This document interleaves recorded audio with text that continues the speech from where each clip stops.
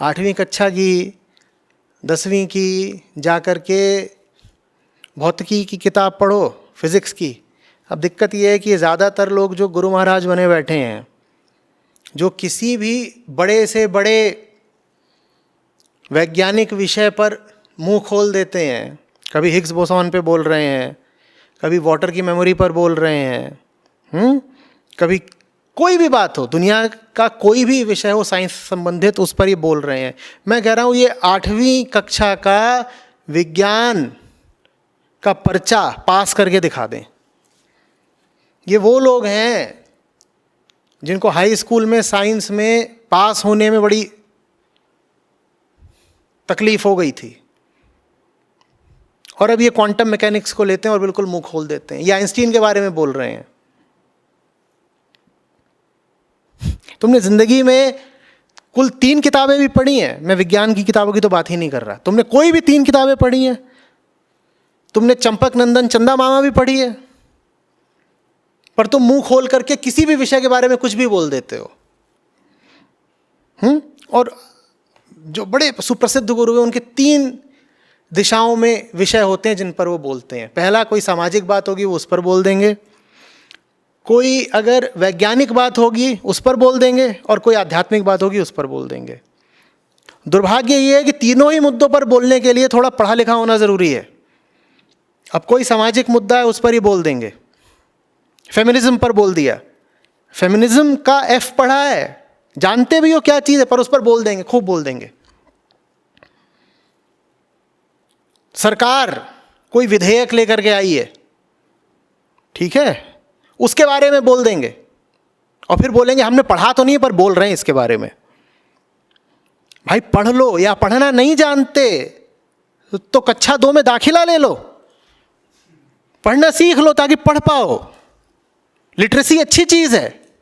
हर चीज़ पर बोले जा रहे हो, विज्ञान के बारे में बोले जा रहे हो बिना कुछ पढ़े, अध्यात्म के बारे में तुमने अपना ही फुग्गा फुला रखा है, कुछ भी छोड़ रखा है, और बड़ी धौंस के साथ बोल रहे हो, न वेद पढ़ी है मैंने, न गीता पढ़ी है। न वेद पढ़े न गीता पढ़ी है तो इतना बोलते काहे को? या बोलना भी है तो ये बोलो ना कि मैं अपनी कोई निजी बात बोल रहा हूं। ये क्यों बोलते हो कि तुम सनातन धर्म से संबंधित, हिंदू धर्म से संबंधित या अध्यात्म से संबंधित कोई बात बोल रहे हो? धर्म का नाम क्यों खराब करते हो? और धर्म के बारे में कह रहे हो तो कह दो मैं अपना कोई निजी धर्म चला रहा हूं भाई, फिर देखते हैं कि तुम्हारे पास कितने श्रोता आते हैं। तुम सबको तो बेवकूफ बना रहे हो। समझ में आ रही बात? भाई किसी भी धर्म के केंद्र में उस धर्म की किताबें होती हैं कि नहीं होती हैं? धर्म ऐसे ही थोड़ी कि जिसके जो मन में आया बोल रहा है धर्म हो गया। धर्म के केंद्र में क्या है? उस धर्म की पुस्तकें, ग्रंथ। आप अगर कह रहे हो कि आपको किसी धर्म के ग्रंथों से कोई समस्या है, आप उन्हें नहीं पढ़ना चाहते और आप खुलेआम बोल रहे हो मैं धर्म ग्रंथ नहीं पढ़ूंगा, तो आपको वास्तव में उस धर्म से ही समस्या है। तो आप उस धर्म के लोगों को क्यों बहका रहे हो? आप तो उस धर्म के दुश्मन हुए ना। आप कह रहे हो मुझे इस धर्म की किताबें नहीं पढ़नी, और वो किताबें ही केंद्रीय हैं धर्म में। वेदों को हटा दो तुम, तो सनातन धर्म कहाँ बचा? और ये क्या गुरुजी ने लगा रखी है कि हमें वेदों से कोई मतलब नहीं पर हम तो गुरु हैं। तुम कैसे गुरु हो? तुम तो फिर धर्म के दुश्मन हो।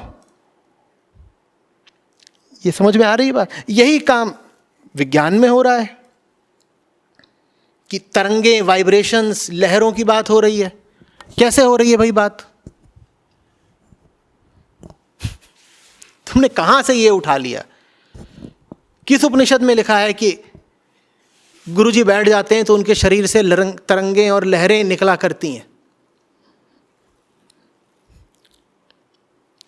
और उसमें भी, तरंगों में भी तुमने कर रखा है पॉजिटिव वाइब्रेशंस, नेगेटिव वाइब्रेशंस। और सामने लोग बैठे हैं वो भी तुम्हारे ही तरह हैं, बुद्धू।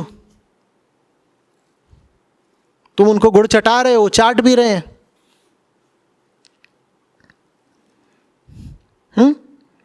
कि जब आपके पॉजिटिव थॉट्स होते हैं तो पॉजिटिव वाइब्रेशंस निकलती हैं, जब नेगेटिव थॉट्स होते हैं तो नेगेटिव वाइब्रेशंस निकलती हैं। शरीर से जो कुछ भी निकलेगा वो मटेरियल होगा। पसीना निकल सकता है, मलमूत्र निकल सकता है, और पदार्थ निकल सकते हैं। और ये जो आवाज़ निकल रही है ये कहाँ से निकल रही है? ये वोकल कॉर्ड्स के कंपन से।